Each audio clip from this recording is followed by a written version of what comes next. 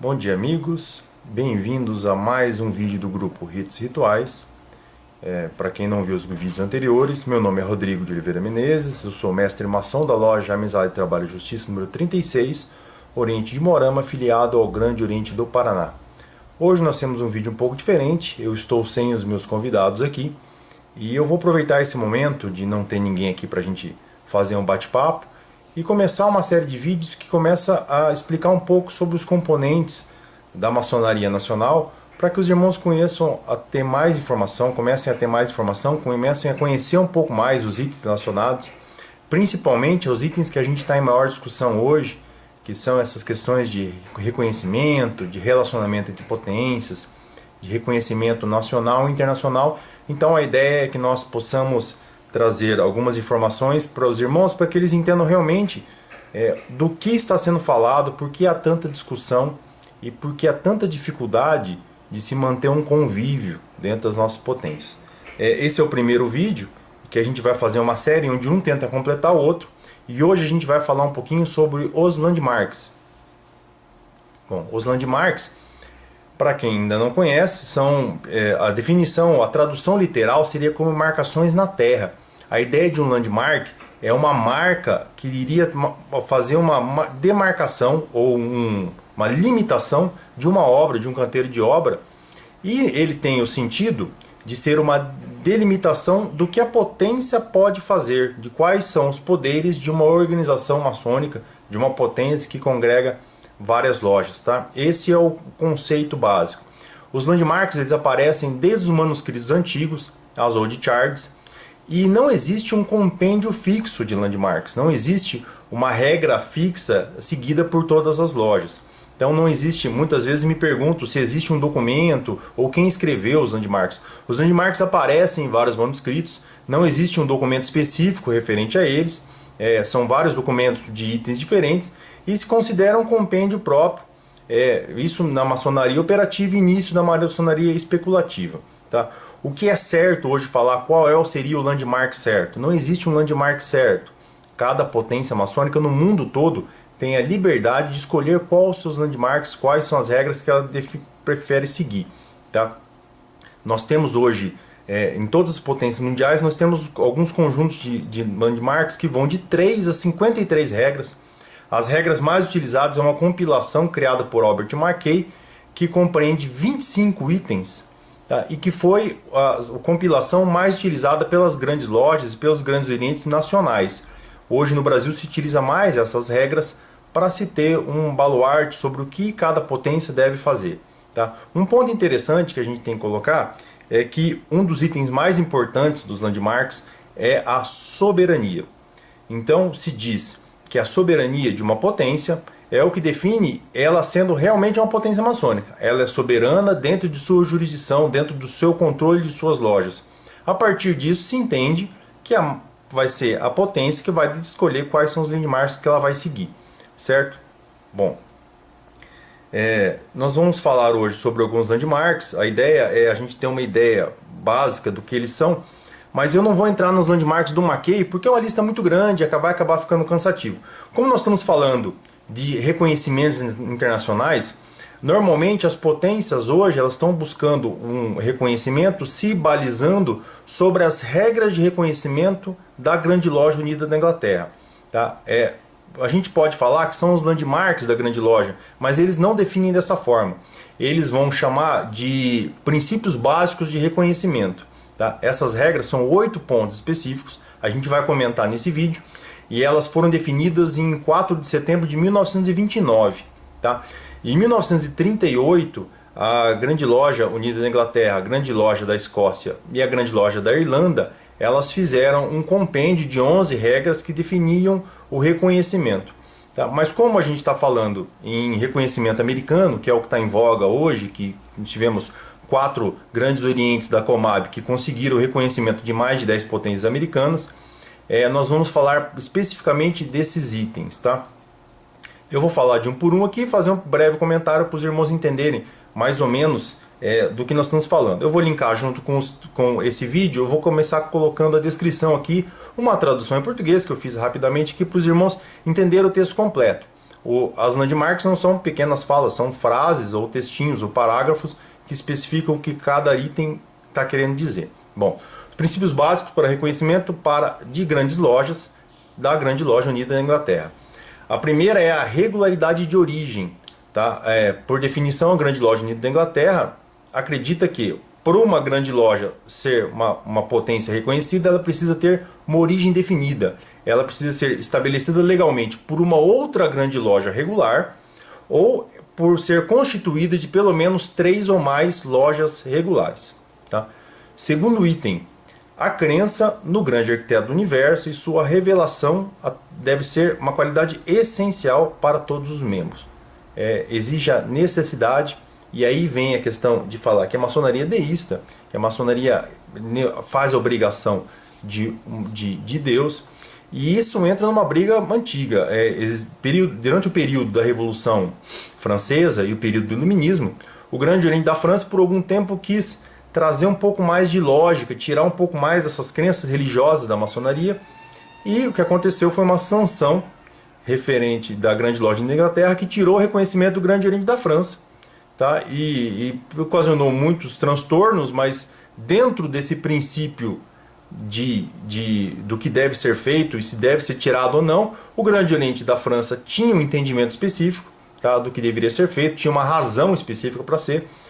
A ideia não era promover os maçons como ateus, não é isso. O que eles queriam é que a maçonaria se desenvolvesse dentro de um plano lógico, um plano básico. Tá? Além, é evidente que existiam muitas brigas entre a maçonaria e a igreja. Por vários anos isso aconteceu, em vários países isso aconteceu, mas a ideia deles foi isso. Esse é um item que consta na lista inglesa. Então, os maçons hoje que pretendem trazer o reconhecimento para a sua grande loja devem levar em consideração a crença no grande arquiteto do universo como um dos seus itens primordiais. Bom, o terceiro ponto, que todas as iniciações devem tomar suas obrigações sobre o livro da lei ou tendo o livro da lei aberto. Tá? Aqui entra um ponto interessante, que o livro sagrado da lei, que ele fala o volume da lei sagrada, não é necessariamente a Bíblia. Tá? O importante é que se acredite no grande arquiteto e que se acredite em uma escritura sagrada.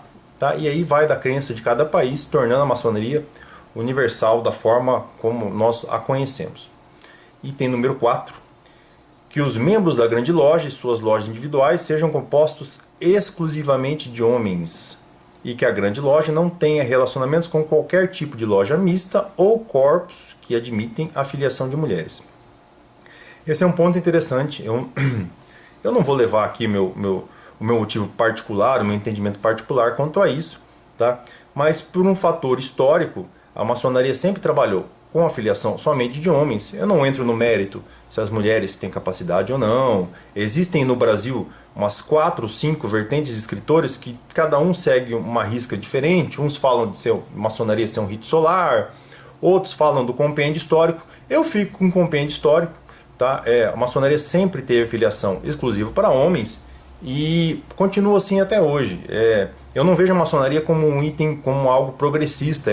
Esse fator nacional de maçonaria progressista, ele veio um pouco durante a Revolução Francesa, durante o século XIX, e onde a maçonaria nacional teve muito vínculo com os ideais franceses, tanto na literatura, e a gente importou o lema igualdade, fraternidade, liberdade, igualdade e fraternidade, a gente importou isso da França. E dentro desse viés progressista, dá para se entender que a maçonaria um dia vai mudar e aceitar mulheres. Eu não vejo dessa forma. Eu acho que essa modificação dificilmente chega. Tá? Quando a gente fala dentro do nosso país de potências não regulares, são um número infinito de potências no Brasil, muitas delas por cisões, por brigas, mas 90% dessas irregulares são por motivos de aceitarem mulheres, de serem maçonaria mista. Tá? E esse é uma das cláusulas primordiais dentro dos pontos da Grande Loja Unida da Inglaterra. Item número 5, que a Grande Loja tenha soberana jurisdição sobre as lojas que são filiadas. E aqui entra assim, um ponto bacana, é isso que eu falei já no começo do vídeo. Toda potência ela é soberana dentro de sua jurisdição. Então ela escolhe os reconhecimentos que ela vai fazer, ela escolhe a abrangência que ela vai fazer, os tratados com corpos superiores, ela não tem vínculo e ela não fica restrita a nenhuma submissão a nenhuma outra loja. Muitos irmãos pensam que a Grande Loja Unida da Inglaterra ela é um baluarte maçônico e pelo fator histórico e que todo mundo deveria se submeter à Grande Loja. Esse é um ponto importante, o quinto item é um ponto importante, porque deixar claro que toda a potência maçônica deve ser soberana dentro do seu entendimento e não pode ser subjugada por uma outra. Então, nós acabamos dando uma autoridade para a Grande Loja Unida da Inglaterra que eles mesmos colocam dentro dos pontos deles que não existe ou que eles não querem. Tá? Isso é um ponto bastante interessante. O sexto item, que as três grandes luzes da maçonaria, e aqui são o volume da lei sagrada, o esquadro e o compasso, devem sempre ser exibidos enquanto a grande loja ou suas lojas subordinadas estão trabalhando. Aqui tem um ponto interessante. Alguns irmãos entendem que existe obrigatória a união dessas três grandes luzes, né? A gente tem isso nas sessões, mas existem alguns trabalhos, e futuramente a gente vai divulgar um deles, que a gente tem traduzido já, que mostra o fator histórico da junção das três grandes luzes, quando a maçonaria passou a utilizar esses símbolos juntos. Tá? Essa restrição nunca foi, não é originária, ela foi se desenvolvendo durante o tempo. Item número 7. A discussão política e religiosa nas lojas deve ser estritamente proibida. Esse aqui é um ponto que particularmente eu entendi de uma forma diferente e eu politicava, eu vendi de uma forma diferente. Para mim, a discussão política ela não poderia ser sectária. Mas na realidade, a discussão política ela não pode ser realizada dentro da loja, por definição da Grande Loja da Inglaterra. Bom, voltando a falar dos 25 pontos do Albert Mackay, que eu falei no começo do vídeo, o Albert Mackay não coloca restrição política. As potências francesas nunca colocaram restrições políticas em seus landmarks. Essa é uma regra exclusiva da Inglaterra, Irlanda e Escócia. Como vocês sabem, a maçonaria americana teve grande influência na política americana, nas grandes conquistas da política americana, e teve uma grande influência nas grandes conquistas históricas nacionais, como libertação dos escravos, proclamação da República, entre outros. Tá? Essa mudança no Brasil ela se deu não por uma questão de landmarks, ela se deu por uma influência da Grande Loja Unida na Inglaterra com o Grande Oriente do Brasil, nosso Grande Oriente primaz do país, o primeiro Grande Oriente do país. E a partir da Constituição de 1904, o Grande Oriente do Brasil colocou a cláusula de proibição da discussão política dentro da sua Constituição. E a partir desse momento, as lojas que vieram a nascer as seguintes, a partir da cisão de 1928, a partir da cisão de 1973, também adotaram essa mesma regra, acabando ficando regulares junto à Grande Loja Unida da Inglaterra. O último item, que é o mais interessante, que vai de encontro ao que a gente está falando agora, é que os princípios dos antigos landmarks, costumes e usos comuns do ofício devem ser estritamente observados. Por isso eu falei para vocês, o nome dessa lista, segundo a Grande Loja Unida da Inglaterra, é de princípios básicos para o reconhecimento. Ela não é de landmarks. E o último item, ele fala que os antigos landmarks devem ser obedecidos. Mas qual antigo landmark? Fica aqui uma confusão, fica aqui algo para vocês pensarem um pouquinho sobre o que seria o certo, o que seria o errado. O que é importante colocar dentro desse princípio todo é que o mais importante, no meu entendimento, é que toda grande loja, não todo o Grande Oriente, tenha soberania sobre a sua organização. Então, entendendo isso como um conceito universal, a grande loja ela tem a total liberdade de escolher qual landmark seguir, de escolher ter o reconhecimento ou não. Lembrando que os reconhecimentos eles não são obrigatórios. Uma grande loja ela vai ser muito feliz e vai desenvolver e vai trazer muita luz para todos os membros da sua organização, não sendo reconhecida por ninguém. Fica a critério dos membros da diretoria, dos membros da loja que a compõem. O reconhecimento ele vai trazer uma liberdade de visitação, o acesso a corpos superiores diferentes. a novos ritos, novos entendimentos, novas cabeças. Eu acredito que é algo muito importante para os irmãos terem acesso a toda a comunicação, a toda a informação possível de maçonaria, a fazer graus distintos, a se filiarem a corpos superiores distintos. É uma oportunidade que auxilia no crescimento e que é importante para todos nós, mas a potência tem soberania total para fazer esse aceite ou não, para fazer as modificações dentro de sua loja ou não, e para buscar o reconhecimento de outras lojas, outras potências ou não. Tá? A ideia desse vídeo ele é ser uma consequência. A gente vai falar mais para frente de reconhecimento e de regularidade. Tá? Hoje a gente falou um pouquinho de landmarks para os irmãos entenderem quais são as regras fixas, qual é a ideia de regras específicas que umas potências buscam hoje e procuram seguir para esse compêndio. Bom, obrigado pela presença, obrigado por nos assistirem até o final. Dê uma curtida lá embaixo, se inscrevam no nosso canal. Isso é muito importante para nós continuarmos o nosso trabalho.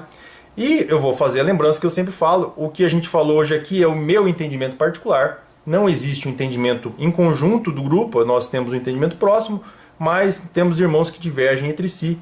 E o bacana é essa troca de informação, essa troca, esse confronto de ideias que forma irmãos mais competentes, mais fortes dentro de suas convicções. Obrigado por nos assistirem. Até a próxima.